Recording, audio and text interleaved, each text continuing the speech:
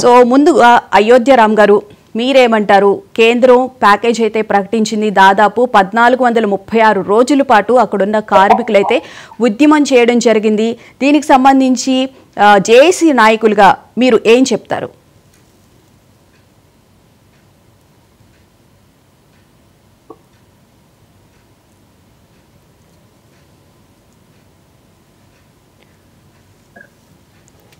మోక ఆనంద్ సాగర్ గారు, good morning అండి. చెప్పండి మేడం. గుడ్ మార్నింగ్ అండి, నమస్కారం. సో నిన్న కేంద్ర ప్రభుత్వం అయితే స్పందించి దాదాపు 11,440 కోట్ల రూపాయలను అయితే విడుదల చేయడం జరిగింది. కూటమి ప్రభుత్వం తరపున ఇది నిజంగా హర్షించదగిన విషయమే అని చెప్పి కూడా నేతలతో పాటు కార్మికులు కూడా అంటున్నప్పటికీ కూడా ఎక్కడో ఒక చిన్న వెలితి ఉంది అని చెప్పి అయితే వాళ్ళు కొంచెం బాధపడుతున్న సందర్భం అయితే మనకి కనిపిస్తుంది. ఎందుకంటే కేవలం కార్మికులకి అక్కడున్న ఉద్యోగులకి బకాయిలు ఏదైతే బకాయి పట్టిందో వాటిని తీర్చడానికి సరిపోతాయి అని చెప్పి వాళ్ళు చెప్తూ ఉన్నారు. ఏమంటారు? ముందుగా మీకు ప్యానెల్ ఉన్నటువంటి పెద్దలందరికీ హృదయపూర్వక నమస్కారం మేడం. ముందుగా కేంద్ర ప్రభుత్వం ఇచ్చినటువంటి ఈ 11,400 కోట్ల రూపాయల ఈ ప్యాకేజ్ ని కూటమి ప్రభుత్వం తరఫున స్వాగతిస్తున్నాం. కేంద్రానికి కృతజ్ఞతలు, ధన్యవాదాలు తెలియజేసుకుంటున్నాం మేడం. ఎందుకంటే ఈ అప్పులు 30,000 కోట్లు 33,000 కోట్లు అప్పు బకాయిల్లో కంపెనీ మునిగిపోయిందంటే కారణం ఇప్పుడున్న ప్రభుత్వాలు ఇవి కాదు. గత ప్రభుత్వాల లోపమో లేకపోతే అక్కడ ఏం జరిగిందనేది వెనక్కి వెళ్తేనే కానీ మనకు ఎవరికి అర్థం కాదు.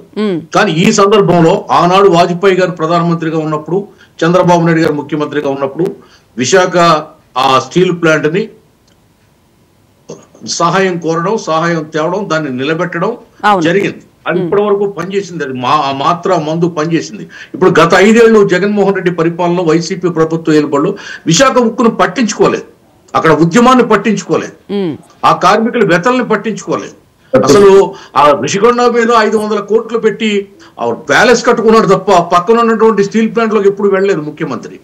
ఈ సందర్భంలో ఇంత దారుణంగా ఉన్నటువంటి 5 ఏళ్లు గడిచిన తర్వాత కూటమి ప్రభుత్వం రాష్ట్రంలో ఏర్పడిన తర్వాత కేంద్రంలో కూటమి ప్రభుత్వం వచ్చాక ఇప్పుడు మళ్ళీ చంద్రబాబు నాయుడు గారు చొరవ చూపి విశాఖ ఉక్కుని మళ్ళీ ప్రైవేట్ పరం కాకుండా ఆపు చేయడానికి ఒక అంకురార్పణ జరిగింది. మొదటి స్టెప్ పడింది.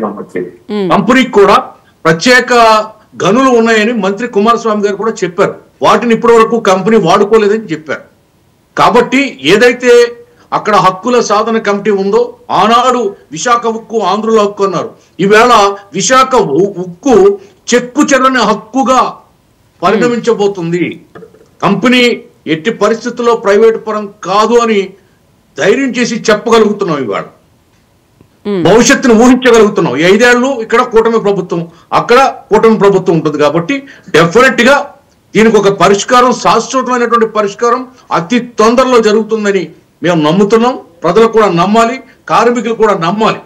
ఇది ఇప్పుడు ఇచ్చినటువంటి ఈ వెసులుబాటుని గతంలో నేను విన్నాను ఇదే డిబేట్స్ లో, ఒక 10,000 కోట్లుంటే కంపెనీ రన్ అవుతుంది, మళ్ళీ లాభాల్లోకి మేము తీసుకొస్తామని జేఏసీ నేతలు చెప్పడం జరిగింది. అప్పుడు అలా ఆలోచించి కార్మిక సంఘాలు కూడా, అక్కడ ఉద్యమ నాయకులు కూడా ఆలోచించి ఆ కేంద్రం ఇచ్చినటువంటి ఈ యొక్క వెసులుబాటుని, ఈ నిధుల్ని సద్వినియోగం చేసుకుని భవిష్యత్తుకు బాటలేసి ఈ ఉక్కు కర్మాగారం అనేది ప్రైవేటు పరం కాదని విశ్వసించి, కాకూడదని ఉద్యమించి ఇంతవరకు తీసుకొచ్చినటువంటి వాళ్ళు ఈ బాధ్యత కూడా తీసుకోవాలని నేను కోరుతున్నాను ఈ సందర్భంగా.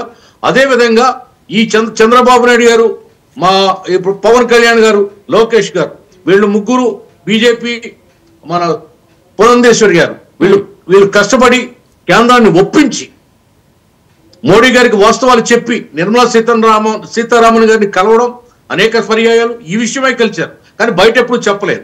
అలాగే కుమారస్వామి గారిని, కన్సర్న్ మినిస్టర్ గారిని, సెంట్రల్ మినిస్టర్ గారిని కలవడం, విషయాలన్నీ విపులీకరించి చెప్పడం, వారిని నమ్మించి ఈవేళ ఈ ఘనకార్యం సాధించినందుకు ఖచ్చితంగా జేఏసీ నాయకులు కానీ, ఉద్యమ నాయకులు కానీ, ఆ కార్మిక సంఘాలు కానీ, ప్రజలు కానీ హర్షించాలి, దీన్ని ఆమోదించాలి, జేజేలు పలకాలి, హర్షామోదాలు చెప్పాలని నేను మీ ద్వారా రిక్వెస్ట్ చేస్తాను. ఓకేనండి. దాసరి కిరణ్ గారు ఏమంటారు? ఎన్నికల సందర్భంగా ఇచ్చిన హామీలను కేంద్ర ప్రభుత్వం కానీ మీరు కానీ నిలబెట్టుకున్నట్లయింది, కూటమి ప్రభుత్వం కానీ. సో మీరు ఏమనుకుంటున్నారు? మూర్తి యాదవ్ గారు అక్కడ ఉన్న జనసేన కార్పొరేటర్కి సంబంధించి కూడా ఆయన కూడా చాలా తీవ్రంగా కృషి చేశారు. అన్ని పార్టీలు విశాఖ ఉక్కు ప్రైవేటు పరం కాకుండా ఉండడానికి తమ వంతు ప్రయత్నం అయితే చేశాయి. నమస్కారం అండి మేడం. ఈ రోజున విశాఖ ఉక్కు ప్రైవేటైజేషన్ ఆగిపోవటం వెనకాల ఎంతో మంది కృషి ఉంది, పట్టుదల ఉంది. రాష్ట్రానికి విశాఖ స్టీల్ ప్లాంట్ ని కాపాడుకోవాలనే ఒక దృఢమైన సంకల్పం ఉందండి. 1970లో ఎంతో మంది ప్రాణత్యాగాలు చేసి ఆ రోజున విశాఖ ఉక్కు ఆంధ్రప్రదేశ్ కి రావడానికి కారణమయ్యారు. ఆ రోజున విశాఖ ఉక్కు ఆంధ్రుల హక్కు అనే ఒక నినాదం ఎంత మారుమోగిందో ఎంతో మంది భూమిని వైజాగ్ స్టీల్ ప్లాంట్ కోసం ఇవ్వటం జరిగింది. 32 మంది పైచీలకు ప్రాణదానాలు చేయటం జరిగింది, ఆత్మార్పణం చేసుకోవడం జరిగింది. ఈ రోజున విశాఖ ఉక్కును కాపాడుకోవాలని చెప్పి మేమందరం కూడా ఎంతో పరితపించాం. మా అధ్యక్షులు శ్రీ పవన్ కళ్యాణ్ గారు ఆ రోజున వైజాగ్ లో విశాఖ ఉక్కు పరిరక్షణ భారీ బహిరంగ సభ కూడా ఏర్పాటు చేసి మీ అందరికీ నేను నిలబడతాను, మేము కాపాడుకుంటాం, మేము దీన్ని ప్రైవేట్ పరం కానివ్వమని చెప్పి ఆ రోజున వాళ్ళందరినీ కోరుకున్నారు. అందరికీ మీరు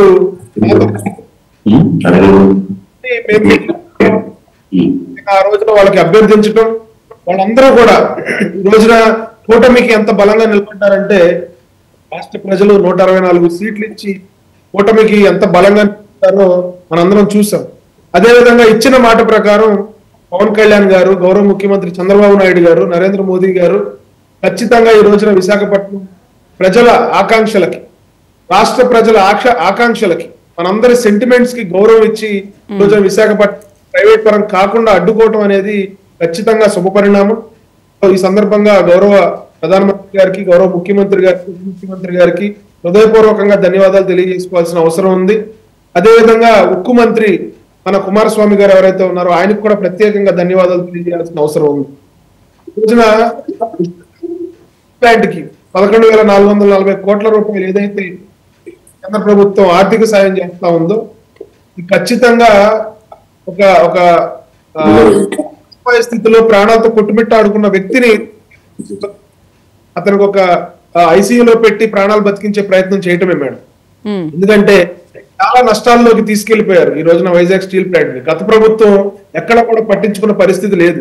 కనీసం 22 మంది లోక్సభ ఎంపీలు ఉన్నారు, వాళ్ళు కనీసం ఒక ప్లకార్డ్ పట్టుకుని వైజాగ్ స్టీల్ ప్లాంట్ ని కాపాడాలి, దీన్ని ఆదుకోండి అని అడిగిన పరిస్థితి లేదు. ఈ రోజున 21 మంది ఎంపీలతో మనం లోక్సభలో కేంద్ర ప్రభుత్వం అంటే డబుల్ ఇంజిన్ సర్కార్ ఉంటే ఎంత అడ్వాంటేజ్ తీసుకోవచ్చు ఒక రాష్ట్రానికి అనేది ఈ రోజున మన రెండు ప్రభుత్వాలు, రాష్ట్ర ప్రభుత్వం, కేంద్ర ప్రభుత్వం చేసి చూపిస్తా ఉన్నాయండి. కేవలం వైజాగ్ లో ఉన్న స్టీల్ ప్లాంట్ ని కాపాడుకోవటం మాత్రమే కాదు, అక్కడ 1000 కోట్ల హైవేలకి కనెక్టివిటీ, నేషనల్ హైవేకి కనెక్టివిటీకి 1000 కోట్ల రూపాయలు శాంక్షన్ చేయటం. అదేవిధంగా మొన్న నరేంద్ర మోదీ గారు వైజాగ్ కేంద్రంగా 2,08,000 కోట్ల రూపాయల పెట్టుబడుల్ని ఆయన అక్కడ ఇనాగ్రేట్ చేయటం.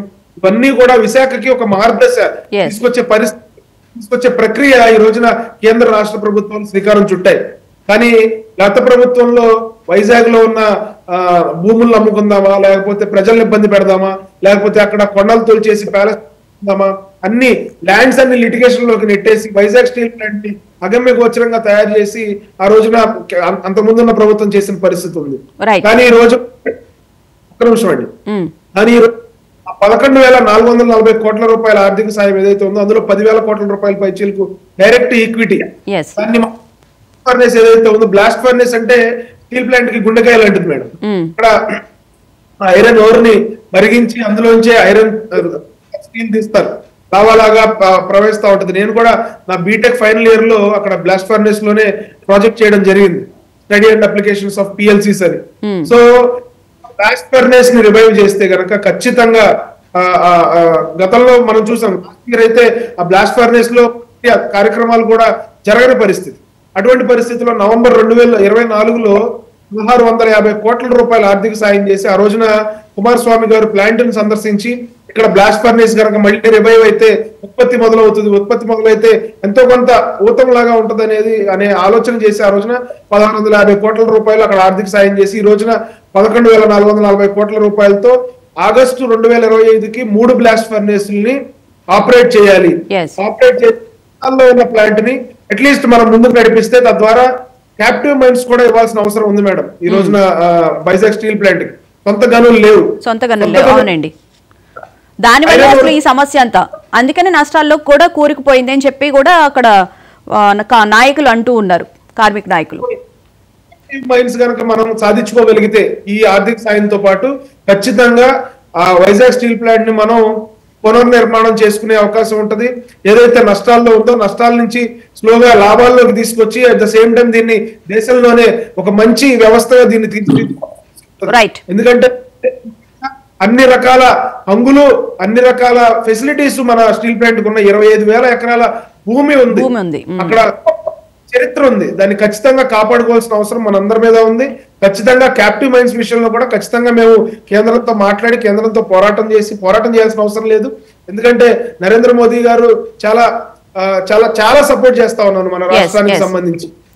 క్యాప్టివ్ ఆశిస్తా ఉన్నాను. రైట్. వీరయ్య చౌదరి గారు, 99లో కూడా విశాఖ స్టీల్ ప్లాంట్ ఇబ్బందుల్లో ఉన్నప్పుడు అప్పటి ప్రభుత్వంలో ఉన్నటువంటి ఎన్డీఏ ప్రభుత్వంలో వాజ్పేయి గారు ఉంటే ఆయన హెల్ప్ చేశారు. మళ్ళీ ఇప్పుడు కూడా నష్టాల బారి నుండి విశాఖ స్టీల్ ప్లాంట్ని గట్టెక్కించడానికి ఇప్పుడు కూడా ఎన్డీఏ ప్రభుత్వమే అధికారంలో ఉంది.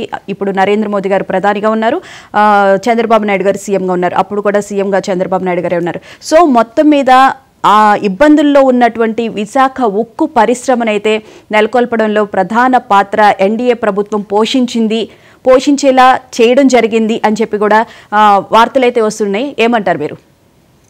అందరికీ ముందుగా ప్యానెల్ ఉన్న పెద్దలందరికీ నమస్కారాలు చెప్తూ, ఈ పోరాటంలో కార్మికులకి ముందుగా విశాఖ హక్కు ఆంధ్ర హక్కు అని మనం చిన్నప్పుడు విన్నాము. ఆ హక్కుని మనతో సాధించిన విశాఖ హక్కుని కార్మికులు అన్ని సంఘాలు కలిపి అప్పటి ప్రభుత్వం మీద పోరాడి ఇప్పుడు దాకా ఇంతవరకు తీసుకొచ్చి నిలబెట్టిన ఉద్యమం చేసినందుకు వాళ్ళందరికీ మీ ద్వారా వారికి హృదయపూర్వక ధన్యవాదాలు తెలియజేస్తూ, మేము గతంలో చాలా సార్లు చెప్పాం డబుల్ ఇంజిన్ సర్కార్ వస్తే ఈ రాష్ట్రం ముందుకు పరిగెడుతుందని.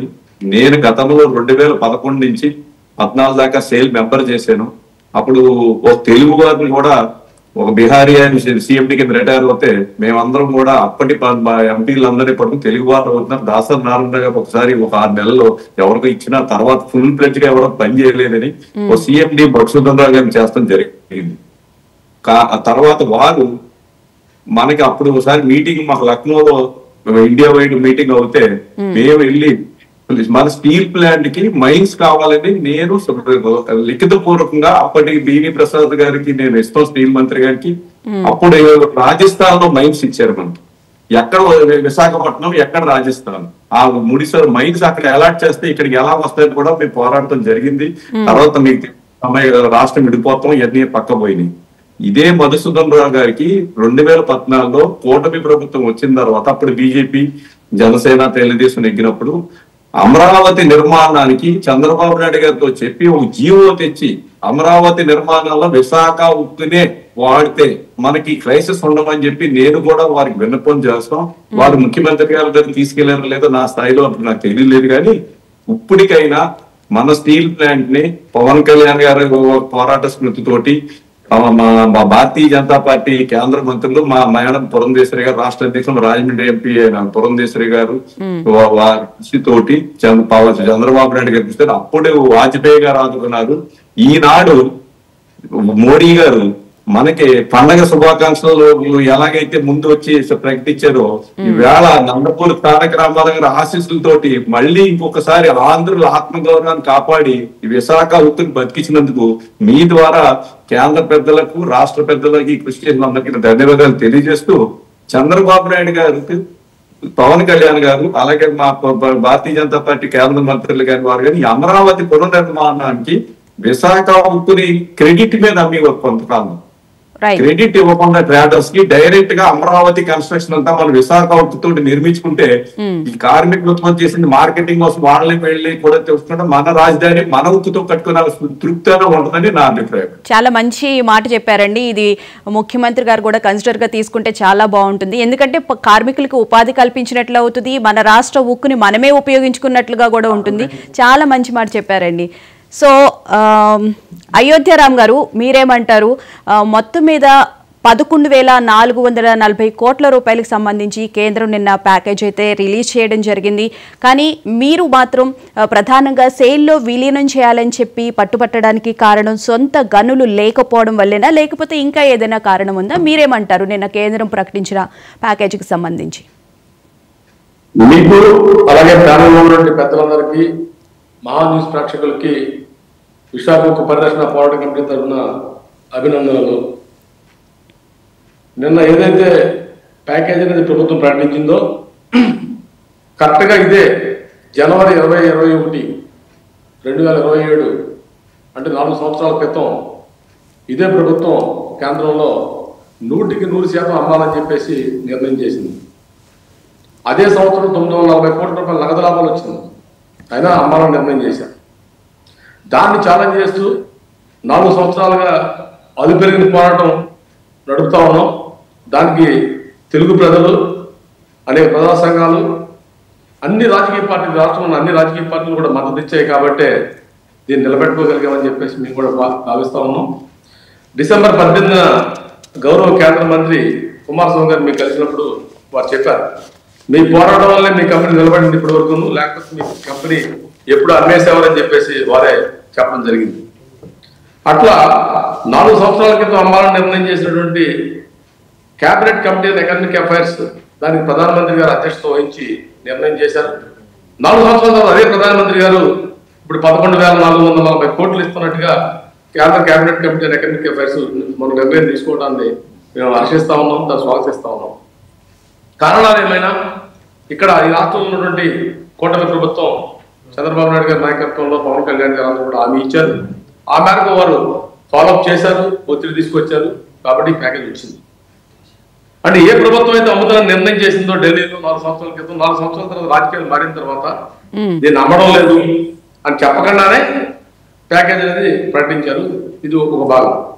రెండోది, ఈ 11,440 కోట్లలో 3 మాసాల క్రితమే 1,640 కోట్లు ఇవ్వడం అనేది జరిగింది. ఆ 1,640 కోట్లు ఇచ్చిన గంటలోనే జిఎస్టీ రూపేణ మరలా బ్యాంకులు కట్టాలని చెప్పేసి ట్రాన్స్ఫర్ చేసేసారు. ₹1 ఇక్కడ లేదు. కానీ 4 మాసాల నుంచి జీతాలు లేని పరిస్థితుల్లో కార్మికులు ఆకలితోనే 100% ఉత్పత్తి తీసుకొస్తా ఉన్నారు.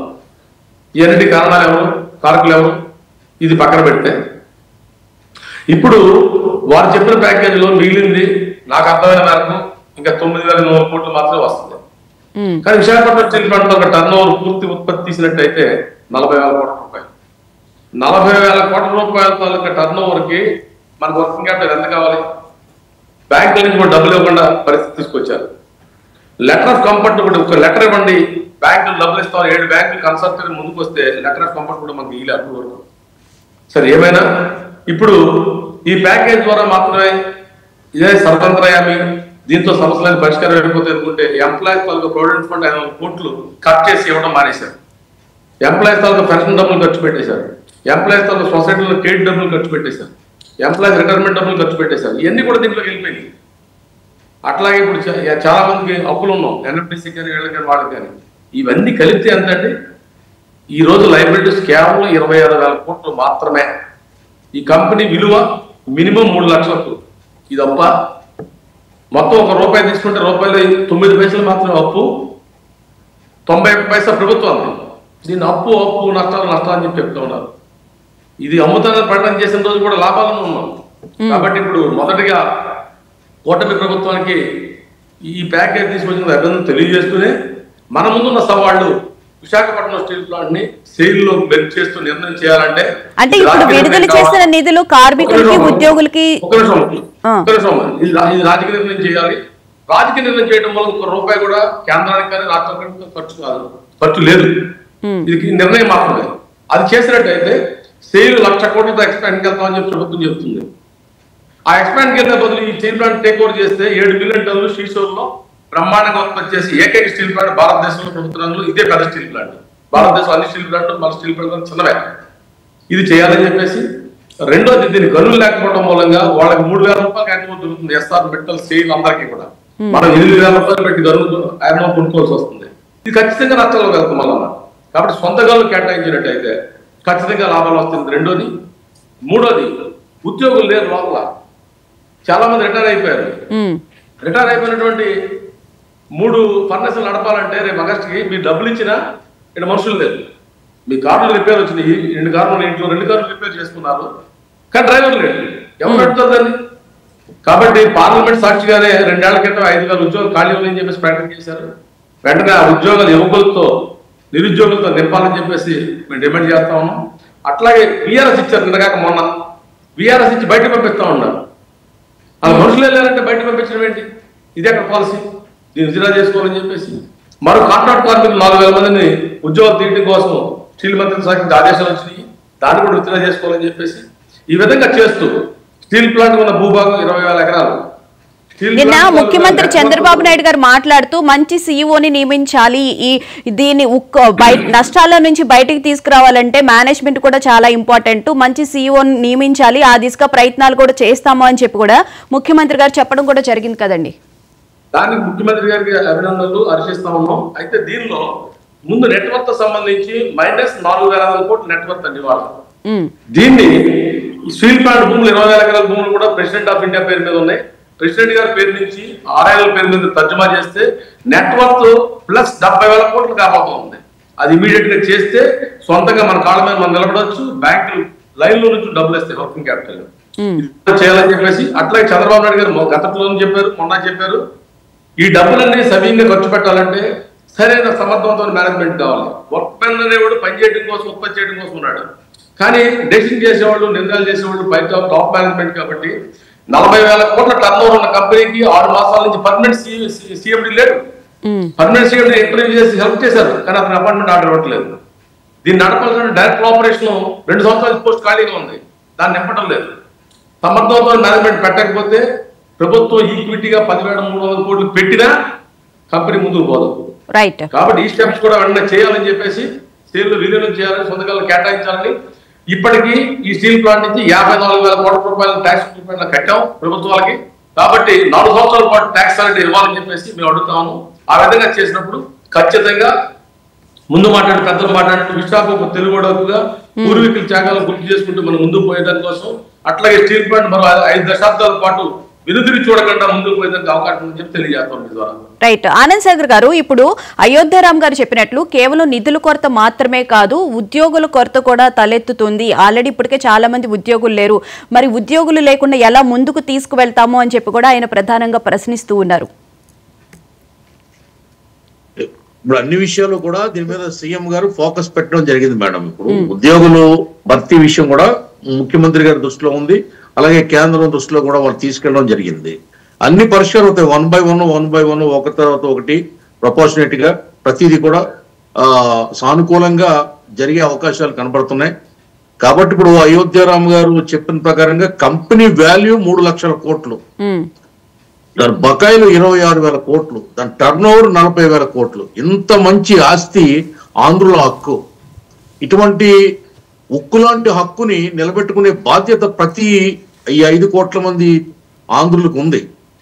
మనమందరం కూడా దీన్ని ఎంత సంకల్ప బలంతో ఈ కంపెనీ ప్రైవేట్ పరం కాకూడదని గత 5 ఏళ్లుగా కోరుకుంటున్నామో, డిమాండ్ చేస్తున్నామో, ఆ కళలు సాకారమయ్యే రోజు ఈవేళ మోడీ గారు ప్రకటనతో, కేంద్రం ప్రకటనతో, కేంద్ర మంత్రి గారి ప్రకటనతో ఒక ఆనందం వెల్లువిరుస్తుంది. ఎందుకంటే మొన్న మోడీ గారు వైజాగ్ వచ్చినప్పుడు 2,08,000 కోట్ల రూపాయల కేంద్ర నిధులతో ఆ వైజాగ్ కి పెద్ద ఒక ఇండస్ట్రియల్ ఏరియాని క్రియేట్ చేయడానికి అక్కడ అంకురార్పణ జరిగింది. అప్పుడు ఆ సందర్భంలో ఉక్కు గురించి ఒక్క మాట మాట్లాడలేదు, ఉక్కు వాక్యం ఒక్కటి లేదు అని చాలా మంది దీర్ఘాలు తీశారు, రాగాలు తీశారు. కానీ ఈవేళ చెప్పకుండా మౌనంగా ఉండి మాట మాత్రం కూడా ఎక్కడ లీక్ చేయకుండా ఇంత పెద్ద మొత్తాన్ని కంపెనీ నడవడం కోసం ఒక ఊపిరులు ఊదారంటే, ప్రాణం పోసారంటే ఇది నిజంగా ఉక్కు కర్మాగారానికి పునర్జన్మ. ఆ ఎంప్లాయీస్ ఏముంది మేడం, వీళ్ళ నిరుద్యోగం విపరీతంగా ఉంది రాష్ట్రంలో. ఎక్కడ చూసినా బీటెక్ చదువుకున్నటువంటి కుర్రాళ్ళు, ఎంటెక్ చదువుకున్న కుర్రాళ్ళు, అనేక డిగ్రీలు చదువుకుని నిరుద్యోగంతో విలువెల్లాడుతున్నారు. అందుకు మా ప్రభుత్వం నిరుద్యోగులకు భృతి కూడా ప్రకటించింది. దాంతో పాటు 20 లక్షల ఉద్యోగాలు ఇస్తామని మా ప్రభుత్వం, మా కూటమి హామీని కూడా ఇచ్చింది. అందులో భాగంగా డెఫినెట్ గా ఎక్కడైతే నైపుణ్యం ఉందో, ఎక్కడైతే యువత ఉందో, ఎక్కడైతే నిరుద్యోగం ఉందో దాన్ని నిర్వీర్యం కాకుండా, నిస్తేజం కాకుండా, నిద్రాణం కాకుండా ఆ యూత్ అంతా కూడా తీసుకొచ్చి అక్కడ ఉద్యోగ కల్పన చేసి తప్పకుండా ఈ కంపెనీకి ప్రాణం పోస్తారు ముఖ్యమంత్రి గారు. చంద్రబాబు నాయుడు గారు డిజాస్టర్ మేనేజ్మెంట్ లో చాలా గొప్పవాడు ఆయన. ఎక్కడ సమస్య ఉంటే సమస్యని సవాలుగా సేకరించి దాన్ని మళ్ళీ గొప్పగా తెచ్చుకునే నాయకుడు. ఇప్పుడు ఆయన కసి, ఆయన పట్టుదల, ఎంతసేపు కూడా జీరోని హీరోని చేయాలని చూస్తూ ఉంటాడు ఆయన. ఆ క్రమంలో వేళ ఉక్కు కర్మాగారం మీద ఫోకస్ పెట్టారు. అలాగే ఇందాక బీజేపీ ప్రతినిధి చక్కటి మాట చెప్పారు, అమరావతి నిర్మాణానికి మన ఉక్కును వాడదాం అని ఒక మంచి సలహా చెప్పారు. అమరావతి నిర్మాణానికే కాదు, ఈవేళ రాష్ట్ర ప్రభుత్వం చేపట్టే ప్రతి అధికారిక కన్స్ట్రక్షన్ కూడా విశాఖ ఉక్కే వాడాలనేది కూడా ఈ సందర్భంగా నా సూచనగా నేను చేస్తా ఉన్నా. మీరు అది ప్రభుత్వం దృష్టికి తీసుకువెళ్తారా అండి? డెఫినెట్ గా తీసుకెళ్తాం మేడం. విషయం తప్పకుండా 100% చక్కటి సూచన. ఇప్పుడు మన వీడియో, మన లైవ్, మన డిబేట్ కూడా మా పెద్దలు చూస్తారు. వాళ్ళు తప్పకుండా ఈ పాయింట్ నోట్ చేసుకుంటారు. ముఖ్యమంత్రి గారి దృష్టికి వెళ్తుంది ఇది 100%. ఈ విషయంలో మాత్రం సీఎం గారు సానుకూలంగా ఉంటారు. ఈ ఫ్యాక్టరీని ఏదో రకంగా నిలబెట్టి చరిత్రలో కూటమి ప్రభుత్వం ఒక సువర్ణ అధ్యాయాన్ని క్రియేట్ చేస్తుందని అందరూ అనుకుంటున్నారు. ప్రజలందరూ నిన్న నుంచి చాలా హ్యాపీగా ఉన్నారు రైట్ ఈ విషయంలో. రైట్. కిరణ్ గారు, నిన్న ఇచ్చిన ప్యాకేజ్ వల్ల నష్టాల నుంచి కంపెనీ బయటపడుతుంది, కానీ దీనికి సంబంధించి ప్రైవేటీకరణ చేయము అని చెప్పి ఏ రాజకీయ పార్టీలు స్పష్టంగా చెప్పట్లేదు అని చెప్పి కార్మిక సంఘాల వాళ్ళు ఆందోళన చేస్తున్నారు. దీనికి సంబంధించి మీరేమంటారు? మేడం, ఈ రోజున ప్యాకేజ్ ఇవ్వటం అంటే దాన్ని నష్టాల నుంచి బయటకు తీసుకురావడానికి ప్రభుత్వం దాన్ని భుజాన వేసుకోవటమే. విచ్ మీన్ డైరెక్ట్లీ ప్రైవేటైజేషన్ ఉండదు అని చెప్పటమే.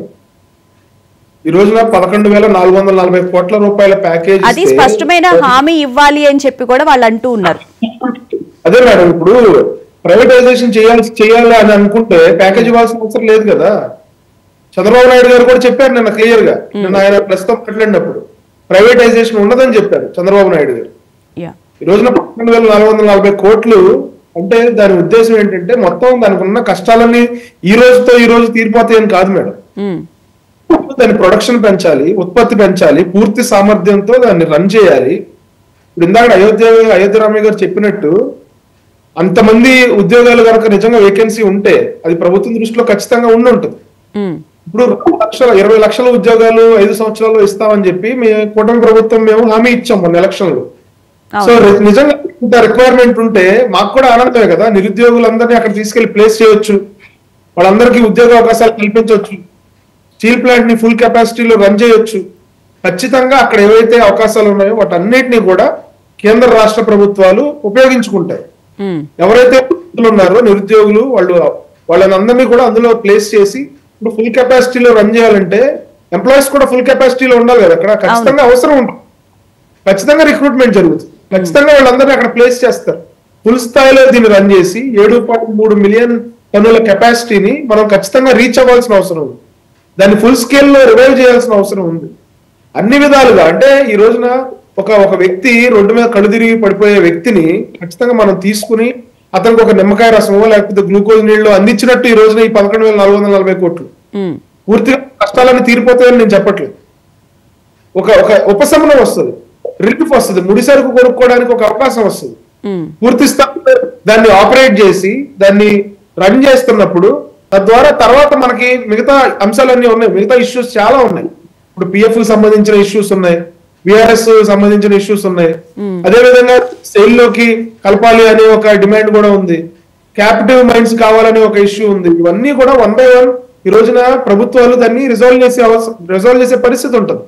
చంద్రబాబు నాయుడు గారు ఒక సమర్థవంతమైన సిఇఓని అక్కడ ప్లేస్ చేయాలి, దాన్ని సమర్థవంతంగా నడపాలంటే వ్యవస్థలో కూడా మనం మార్పులు చేయాల్సిన అవసరం ఉంటుంది. ఓన్లీ డబ్బులు ఇచ్చినంత మాత్రానో లేకపోతే మీ పని మీరు చేసుకున్నంత మాత్రానో అక్కడ పరిస్థితి చక్కబడే పరిస్థితి ఉండదు. ఖచ్చితంగా దాన్ని కంటిన్యూస్ మానిటరింగ్ చేయాలి. కేంద్ర ప్రభుత్వం మానిటరింగ్ చేస్తుంది, రాష్ట్ర ప్రభుత్వం మానిటరింగ్ చేస్తుంది. ఎందుకంటే ఇది ఓన్లీ భావోద్వేగాలు కాదండి, ఎన్నో లక్షల కోట్ల రూపాయల ఆస్తి ఉంది, ప్రభుత్వ ఆస్తి. అక్కడ కేవలం ఇప్పుడు 3 లక్షల కోట్ల రూపాయలు ఆస్తుంటే 20,000 కోట్ల రూపాయలు 30,000 కోట్ల రూపాయలు అప్పు పెద్ద అప్పు కాదు. దాన్ని మనం రివైవ్ చేసి కెపాసిటీని పెంచి ఉత్పత్తి పెంచి దాన్ని క్వాలిటీ ఐరన్ ని క్వాలిటీ స్టీల్ ని సరసమైన ధరలకు తీసుకొచ్చి ప్రజలందరికీ అందుబాటులోకి చేస్తే సేల్ కూడా పెరుగుతుంది కదండి. సేల్ కూడా పెరిగితే ప్రాఫిట్ పెరుగుతుంది. ఆల్రెడీ ప్రాఫిట్ లో ఉన్నదాన్ని ఇట్లా తీసుకొచ్చారు. సో ఈ రోజున ఖచ్చితంగా దాన్ని లాభాల బాటలో నడిపించాల్సిన అవసరం ఉంది. దానికి చాలా ప్రణాళిక చేయాల్సిన అవసరం ఉంది. ఈ రోజుతో అయిపోలా. ప్రైవేటైజేషన్ అనేది ఈ రోజున ఉన్న మేజర్ సమస్య. దాన్ని ఈ రోజున అధిగమించడం జరిగింది. తద్వారా దాన్ని ఎట్లా ముందుకు తీసుకెళ్లాలి, ఎట్లా దీన్ని లాభాల బాటలోకి తీసుకురావాలి, అక్కడ ఉన్న ఉద్యోగుల సమస్యలు ఎట్లా తీర్చాలి, దాన్ని దేశంలో ఉన్న సంస్థల్లో నెంబర్ 1 సంస్థగా ఎట్లా తీసుకురావాలి, అక్కడ ఉన్న ల్యాండ్ మొత్తాన్ని ఎట్లా యూటిలైజ్ చేసుకోవాలి, ఇంకా కెపాసిటీ ఎట్లా పెంచాలి, అదంతా కూడా ఇప్పుడు రేపు వచ్చిన ఫ్యూచర్ లో జరిగే ప్రక్రియ మేడం. ఈ రోజు అయిపోద్దని నేను అనుకోను. నిధుల విడుదల అనేది ఉంటుంది ఖచ్చితంగా మేడం. ఇప్పుడు 1999 నుంచి 2004 మధ్యలో మనం మాట్లాడుకున్నాం. ఆ రోజున వాజ్పేయి గారి ప్రభుత్వం కూడా దాదాపు 1340 కోట్ల రూపాయలు డెట్ రీస్ట్రక్చరింగ్ చేసింది. మొన్న కుమారస్వామి గారు కూడా 1640 కోట్ల రూపాయలు ఆయన చెప్పడం జరిగింది. ఇందాక అయోధ్యరామయ్య గారు చెప్తా ఉన్నారు, మేము అది జిఎస్టీ రూపంలో వేరే రూపంలో అప్పుల రూపంలో జమేసేసుకున్నారు. కానీ 10,300 కోట్ల రూపాయలు డైరెక్ట్ ఈక్విటీ కింద వస్తా ఉంది. దాన్ని మనం ఇప్పుడు కోరుకోవడానికి పడిపోవచ్చు కదా. సో అక్కడున్న సాధక బాధకాలు ఇబ్బందులన్నీ ఆ స్టీల్ ప్లాంట్ ఎంప్లాయీస్ కి వాళ్ళకి తెలుస్తుంది, ఇంకా బాగా తెలుస్తుంది. అయోధ్యరామయ్య గారు వాళ్ళకి తెలుస్తుంది బాగా. సో నేను చెప్పేది ఏంటంటే ఒక కూటమి ప్రతినిధిగా ఖచ్చితంగా ప్రైవేటైజేషన్ అయితే ఉండదు. ఈ రోజున కూటమి 2 ప్రభుత్వాలు, ఎన్డీఏ ప్రభుత్వం పైన కేంద్రంలో నరేంద్ర మోదీ గారి ప్రభుత్వం, ఇక్కడ రాష్ట్రంలో చంద్రబాబు నాయుడు గారు, పవన్ కళ్యాణ్ గారి ప్రభుత్వం ఖచ్చితంగా స్టీల్ ప్లాంట్ ని మునిగిపోయే పరిస్థితి తీసుకురారు. దాన్ని ఖచ్చితంగా రివైవ్ చేసే పరిస్థితి ఉంటుంది. రైట్. వీరేచంద్ర గారు, కుమారస్వామి గారు చెప్పారు, కుమారస్వామి గారు, నిర్మలా సీతారామన్, అలాగే చంద్రబాబు గారు ముగ్గురు కూర్చుని అర్ధరాత్రి 2 గంటల వరకు దీనికి సంబంధించి చర్చించి అని చెప్పి కూడా ప్రధానమంత్రి ఒక సందర్భంలో కూడా అన్నారు అని చెప్పి, అంటే ఒక చిత్తశుద్ధితో ఈ విశాఖ ఉక్కుని పునరుద్ధరించడానికి చాలా ప్రయత్నం చేశారు. 100 కాదు 200% చేశారని చెప్పి మనకు అనిపిస్తుంది. అంటే కేవలం విశాఖ ఉక్కుని కాపాడాలి అని చెప్పి ప్రతిసారి ఢిల్లీ వెళ్ళిన సందర్భంగా ముఖ్యమంత్రి గారు అక్కడ ప్రస్తావించడం, వాళ్ళని అడగడం కూడా జరిగింది. ఈ నేపథ్యంలోనే ప్రధాని మోదీ గారు కూడా విశాఖ ఉక్కుని కాపాడాలి అని చెప్పి నిర్ణయం తీసుకున్నారు అని చెప్పి భావించవచ్చు అంటారా? ఖచ్చితంగానండి. ఎందుకంటే రాష్ట్ర ప్రజల కోరికని ఎన్డీఏ కూటమి ముఖ్యమంత్రి అయిన చంద్రబాబు నాయుడు గారు, పవన్ కళ్యాణ్ గారు, మా రాష్ట్ర అధ్యక్షురాలు, అలాగే మా వర్మ గారు అందరూ కూడా తెలుగు వారి మనోభావాలతో సంబంధించిన విషయం ఇది. అలాగే వైజాగ్ ప్రజలుకి ధన్యవాదాలు చెప్పాలి. ఎందుకంటే వాళ్ళు గత ప్రభుత్వంలో విశాఖ స్టీల్ అమ్ముతారంటే అమ్మనివ్వకుండా మాకు రాజధాని వద్దు, విశాఖ స్టీల్ ప్లాంటే కావాలని వారి పోరాటానికి శిరస్సు మంచి మళ్ళీ మేము ధన్యవాదాలు తెలియజేస్తున్నాం. ఎందుకంటే అప్పటి ప్రభుత్వం విశాఖపట్నం స్టీల్ ప్లాంట్ అమ్ముతానికి సంకల్పంతో ఉంటూ రాజధాని కూడా కడతారంటే విశాఖపట్నంలో నివసించే వాళ్ళు అందరూ కూడా మాకు రాజధాని వద్దు, మాకు విశాఖ ఉక్కే కావాలని అప్పటి స్ఫూర్తిని ఎలాగైతే సాధించుకున్నారు మన పెద్దల ముందు వాళ్ళ బలిదానంతో ఏదైతే సాధించుకున్నారు విశాఖ ఉక్కుని, వాళ్ళందరి ఆత్మ కూడా కార్మికులకు ఉంది. అలాగే కార్మికులకి నేను గతంలో హమేలీ కాడి నుంచి పెద్ద ఆఫీసర్లతో కూడా కలుసుకోవడం జరిగింది. విశాఖ స్టీల్ ప్లాంట్ లో పనిచేసే కార్మికులు వారి సొంత ఆస్తిలాగా సమయం టైంకి డ్యూటీకి వచ్చి మళ్ళీ డ్యూటీకి వెళ్ళి వారి ఆస్తిని వారి పరిరక్షణ బాధ్యత కూడా కార్మిక సంఘాల నాయకులకు కార్మికులకు ఉన్నది. వాళ్ళు కూడా ఆ దిశగా ఆలోచించారు. గతంలో లాగా ఏదో వెళ్ళేసి సంతకం పెట్టేసేసి వెళ్ళిపోతాం కాలక్షేపం కాకుండా ఒక దృఢమైన సంకల్పంతో ఏదైతే నరేంద్ర మోడీ గారు ఆదుకుని మనకి ఇంత సాయం చేశారు, వారి ఆశయాలు పవన్ కళ్యాణ్ గారి, చంద్రబాబు నాయుడు గారి, భారతీయ జనతా పార్టీ మన ఆంధ్ర రాష్ట్ర ప్రజల కోరికల్ని కోరుకున్న విశాఖ ఉక్కుని కాపాడాల్సిన బాధ్యత కేంద్ర పెద్దలకు, ముఖ్యమంత్రి వర్యులకు, రాష్ట్ర ప్రభుత్వానికి ఉన్నట్టే కార్మిక సంఘాలు కూడా ఉన్నది. కార్మిక సంఘాలు కూడా ఈ సంకల్పంలో పాల్పంచుకుని విశాఖ ఉక్కుని పరిరక్షణ బాధ్యత వారందరి మీద ఉందని ఈ సందర్భంగా మీ ద్వారా వారు తెలియజేస్తారు. రైట్. అయోధ్యరామ్ గారు, ముఖ్యంగా కార్మిక సంఘాల మధ్య కూడా కొన్ని విభేదాలు ఉన్నాయి అని చెప్పి కూడా మనకి వార్తలు అయితే చాలా వచ్చినాయండి.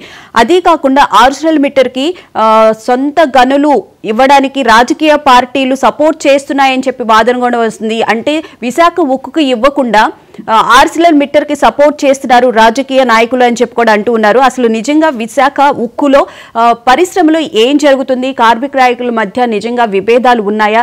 అక్కడ ఏం జరుగుతుంది? ఒక జేఏసీ నాయకులుగా మీరేమంటారు? చంద్రబాబు నాయుడు గారు అట్లాగే అంతకుముందు జగన్మోహన్ రెడ్డి గారు ఇద్దరు కూడా కడపలో స్టీల్ ప్లాంట్ కోసం శంకుస్థాపన చేయడం తెలుసు. శంకుస్థాపన చేసినటువంటి స్టీల్ ప్లాంట్ లో కడపలో స్టీల్ ప్లాంట్ రాలేదు. ఇప్పుడు వచ్చి మన పక్కనే బళ్ళెల్లాగా నక్కపల్లిలో స్టీల్ ప్లాంట్ పెడతామని చెప్పడం అత్యంత శోచనీయం. దీనికే పూర్తి రా మెటీరియల్ గ్యారంటీ లేదు. కాబట్టి మరో వెనుకబడిన ప్రాంతం కడపలో స్టీల్ ప్లాంట్ పెట్టాలని, విశాఖపట్నం స్టీల్ ప్లాంట్ 20 మిలియన్ టన్నుల దాకా వెళ్ళేదానికి అవకాశం ప్లాంట్ ని ఆ విధంగా ముందు తీసుకెళ్లాలని చెప్పేసి మేము రిక్వెస్ట్ చేస్తాం. రైట్. ముఖ్యంగా ఉద్యోగ సంఘాల మధ్య ఏమైనా విభేదాలు ఉన్నాయా అండి? ఏమి లేవండి. ఉద్యోగుల మధ్య విభేదాలు, కోటగండి మధ్య విభేదాలు, అందరూ హ్యాపీగా ఉంది. అండ్ ఇప్పుడు మీరు ఇందాక ఉద్యోగుల కొరత ఉందని చెప్పన్నారు కదా, ఎంతమంది ఉద్యోగుల వరకు కొరత ఉంది? దానికి సంబంధించి ప్రభుత్వం నేను చెప్పేది కాదు, స్టీల్ మంత్రి గారే పార్లమెంట్ లో 5,000 ఉద్యోగులు ఖాళీ ఉన్నాయని ప్రకటన చేశారు 1.5 year బ్యాక్. ఇప్పుడు అది 8,000 పెరిగింది. 8,000 ఖాళీ ఉద్యోగాలు ఉన్నాయి. వాటి నింపడం ద్వారా యువత ఉద్యోగ అవకాశాలు వస్తాయి. 8,000 మంది. రైట్. సో ఆనంద్ సాగర్ గారు, మొత్తం మనం అక్కడ చూసుకుంటే కనుక దాదాపు 8,000 మంది దాకా ఉద్యోగుల కొరత ఉంది అని చెప్పి కూడా జేఏసీ నాయకులు చెప్తున్నారు. అంటే ముందు ఆ ఉద్యోగుల కొరత తీరిస్తే గానీ విశాఖ స్టీల్ ప్లాంట్ని దేశంలోనే నెంబర్ 1 పొజిషన్లోకి తీసుకొచ్చే అవకాశం అయితే ఉండదు. సో ఈ దిశగా ప్రభుత్వం ఎలాంటి చర్యలు తీసుకోవచ్చు అంటారు?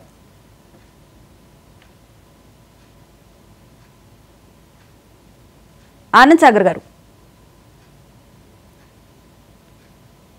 మేడం చూడండి మేడం, గత వైసీపీ ప్రభుత్వం 5,000 రూపాయలు జీతం ఇస్తే వాలంటీర్గా పనిచేశాడు నిరుద్యోగి.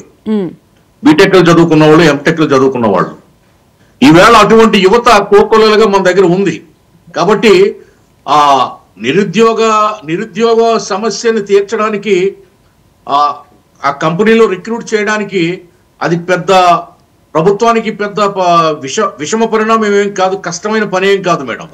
డెఫినెట్ గా ఈ నిరుద్యోగ యువత ఏ విధంగా ఇప్పుడు 10,000 జీతం ఇస్తే పని చేయడానికి లక్షల మంది రావడానికి సిద్ధంగా ఉన్నారు మేడం. ఆ కంపెనీలో పని చేయడానికి టెక్నీషియన్స్, డిగ్రీలు చదువుకున్న వాళ్ళు, బీటెక్ లో ఎంటెక్ లో చదువుకున్న వాళ్ళు. పెద్ద జీతాలు కూడా ఇవ్వక్కర్లేదు వాళ్ళకి. ఎందుకంటే విశాఖ ఉక్కులో పనిచేస్తాను అనేది పెద్ద బ్రాండ్. అది నేను కంపెనీ ఎంప్లాయీ అని చెప్పుకోవడానికి ఒక సగర్వంగా చెప్పుకునే ఒక బ్రాండ్. విశాఖ ఉక్కులో ఎంప్లాయీగా ఉన్నానని చెప్పుకోవడానికి. అది టెంపరీ ఉద్యోగం అయినా కూడా ఆ కంపెనీ పేరు చెప్తే కుర్రాళ్ళకి పిల్లల్ని కూడా ఇస్తారు, పెళ్లిళ్ళు అవుతాయి త్వరగా. అంత అందులో పని చేస్తున్నాం అని చెప్తే అంత అద్భుతమైనటువంటి బ్రాండ్ ఉంది ఆ కంపెనీకి. అందుకే విశాఖపట్నం అంటే ఉక్కు ఫ్యాక్టరీ, విశాఖపట్నం అంటే షిప్ యార్డ్, విశాఖపట్నం అంటే ఆంధ్ర యూనివర్సిటీ, ఇప్పుడు విశాఖపట్నం అంటే రైల్వే జోన్ కూడా సాధించింది కూటమి ప్రభుత్వం. గత 5 ఏళ్ళు జగన్మోహన్ రెడ్డి దాన్ని ఎక్కడ పెట్టాడండి? అసలు ముగిసిన అధ్యాయం అన్నారు విశాఖ ఉక్కు. ఈవేళ మళ్ళీ తెరుచుకుంది, ప్రాణం పోసుకుంది. తెరిచిన అధ్యాయం మళ్ళీ ఇప్పుడు చంద్రబాబు నాయుడు గారి నేతృత్వంలో చూడండి 1 by 1 విశాఖ ఉక్కుకి ఇందాక ఆయన చెప్పారు 26,000 కోట్లు, ఇప్పుడు 10,400 కోట్లు వచ్చింది. ఇంకెంత మేడం? ఒక 15,000 కోట్లు వస్తే కంపెనీ గాడిన పడిపోతుంది 100%. నెలకి 40,000 కోట్లు టర్న్ ఓవర్ ఉంటుంది. ఆటోమేటిక్ గా నా ఉద్దేశ ప్రకారంగా అయితే ఒక 6-7 మాసాల్లో కంపెనీ మళ్ళీ గత వైభవాన్ని రంగరించుకుంటుంది, పునర్వైభవం పొందుతుంది, ప్రజలకు అందుబాటులో ఉంటుంది, ఉద్యోగ సమస్య తీరుతుంది. 20 లక్షల నిరుద్యోగులకి 20 లక్షల ఉద్యోగాలు ఇస్తామన్న కూటమి ప్రభుత్వ హామీ సగం వంతు ఇక్కడే తీరబోతుంది. డెఫినెట్ గా ఈ విషయం బాబు గారి దృష్టికి తీసుకెళ్తాం. ప్రభుత్వం దీన్ని సీరియస్ గా తీసుకుంటుంది. ఇమీడియట్ గా ఆ సమస్యని సాల్వ్ చేస్తారు. కంపెనీ ఎప్పటికీ మళ్ళీ ఆంధ్రుల హక్కుగానే ఉంటుంది, చెక్కు చెదరకుండా ఉంటుంది, ఉక్కులాగా ఉంటుంది.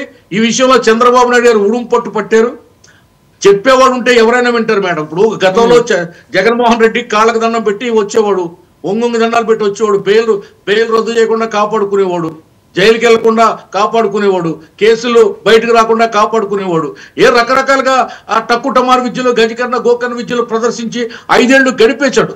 ఇప్పుడు ఈ ప్రభుత్వం ఏ భయం లేని ప్రభుత్వం, ఏ కేసులు లేని ప్రభుత్వం, అవినీతి లేని ప్రభుత్వం, అసలు సిసలైనటువంటి ఆరణాల తెలుగు ప్రజల నాయకుడు చంద్రబాబు నాయుడు గారు, పవన్ కళ్యాణ్ గారు, అలాగే పురంధేశ్వరి గారు, లోకేష్ గారు, వీళ్ళు నలుగురు ఒక్కటై ఆ విశాఖలో ఉన్నటువంటి ఎంపీలు, రాజ్యసభ సభ్యులు, కేంద్ర మంత్రులు, ముఖ్యంగా ఆయన ఎర్రనాయుడు గారు అబ్బాయి రామ్మోహన్ నాయుడు గారు మంచి ఆయన పార్లమెంట్ లో చక్కగా మాట్లాడుతున్నాడు, ప్రతి విషయాన్ని ప్రజెంట్ చేస్తున్నాడు, 3 భాషల్లో అనర్గళంగా మాట్లాడుతూ మోడీ గారికి అన్ని విషయాలు కూడా చెప్పడం జరుగుతుంది. ఈ క్రమంలో ఒక టీం వర్క్ అనేది జరుగుతుంది కూటమి ప్రభుత్వం తరఫున, టీం వర్క్. అందుకు కరెక్ట్ గా దీన్ని అక్కడ ప్రజెంట్ చేయగలిగారు. కేంద్ర మంత్రి దాన్ని నమ్మగలిగారు, ప్రధానమంత్రి గారిని నమ్మించారు. నిర్మలా సీతారామన్ గారు కూడా గతంలో ముగిసిన అధ్యాయం అన్నటువంటి కంపెనీ వేళ మళ్ళీ మొదలైంది, పునఃప్రారంభం కాబోతుందని మళ్ళీ ఆవిడ నోటితో చెప్పడం జరిగింది. ఇంతకంటే విజయం ఏం కావాలి చెప్పండి?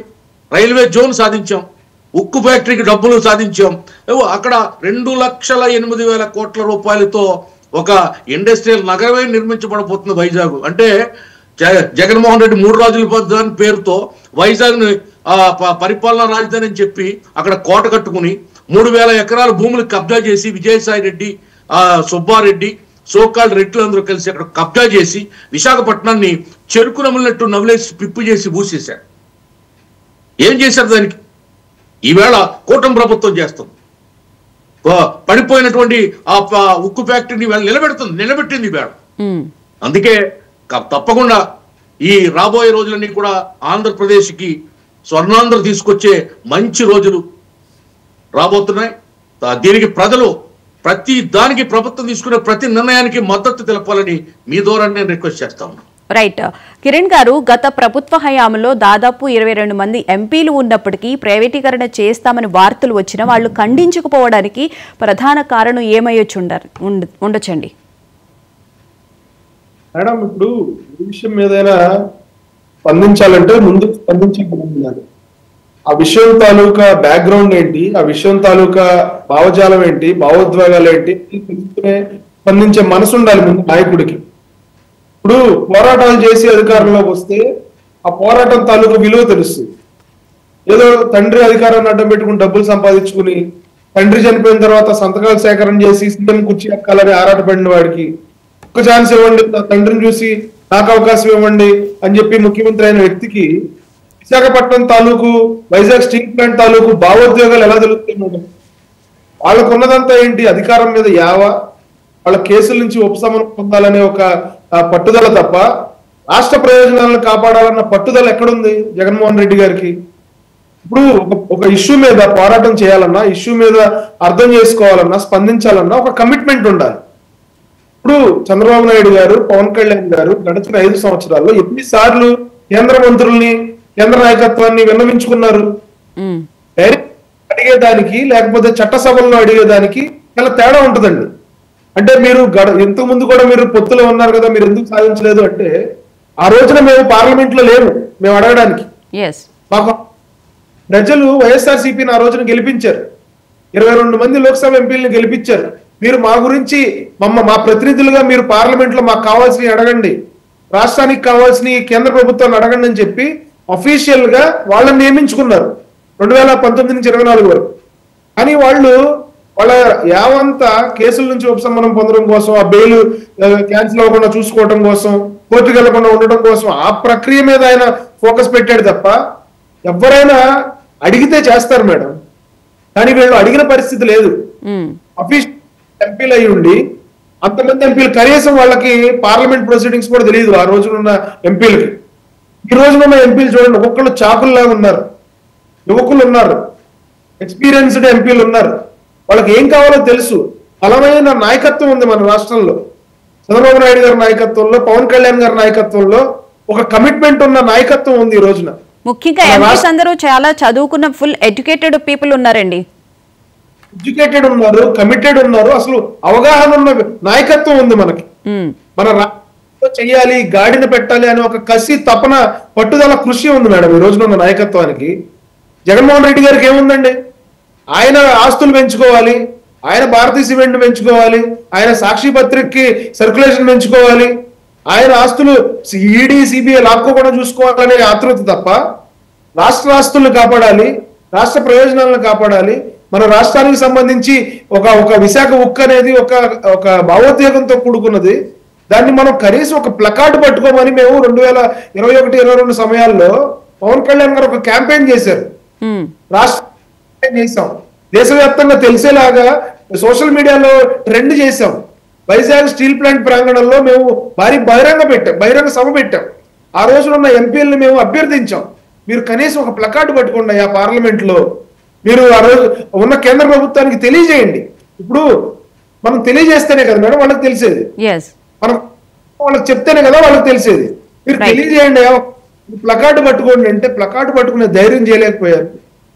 ఈ రోజున కూటమి ప్రభుత్వం ప్రజల కాపాడే పరిస్థితి ఉంది, ప్రజల కోసం కష్టపడే పరిస్థితి ఉంది. కేంద్ర రాష్ట్ర ప్రభుత్వాలు కలిస్తే ఎంత గొప్ప అభివృద్ధి జరుగుద్దో ఈ రోజున రాష్ట్రంలో చూస్తా ఉన్నాం. 7 నెలల్లో ఎంత అభివృద్ధి జరిగిందో చూడండి. పరిశ్రమలో ఎన్ని పెట్టుబడులు వచ్చాయో చూడండి.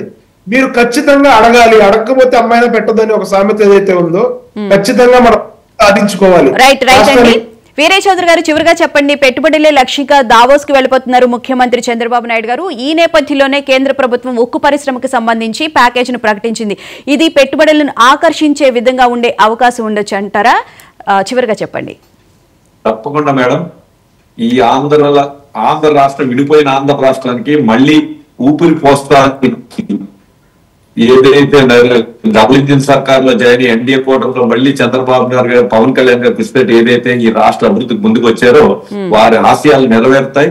ఖచ్చితంగా దావోస్ లోనే కాదు ప్రపంచ దేశాలన్నీ కూడా మళ్ళీ ఉమ్మడి ఆంధ్రప్రదేశ్ లో ఎలాగైతే చంద్రబాబు నాయుడు నేతృత్వంలో నిధులు పెడతానికి వచ్చారో ఇప్పుడు మేడ్ ఇన్ ఇండియా తోటి దృష్టికెళ్తున్న ప్రధానమంత్రి గారి పిలుపు మేరకు చంద్రబాబు నాయుడు గారు పవన్ కళ్యాణ్ పిలుపు మేరకు ఖచ్చితంగా ఆంధ్ర రాష్ట్రంలో ఒక స్వర్ణాంతి యుగం చూస్తాం. కానీ మళ్ళీ అప్పుల ఆంధ్ర రాష్ట్రాలు అయితే మళ్ళీ వచ్చి మళ్ళీ భావి తరాలు చూడరని ఈ సందర్భంగా ప్రధానమంత్రి మోడీ గారికి మన రాష్ట్రాన్ని ఆదుకునేందుకు వాటిని ధన్యవాదాలు తెలియజేస్తాను.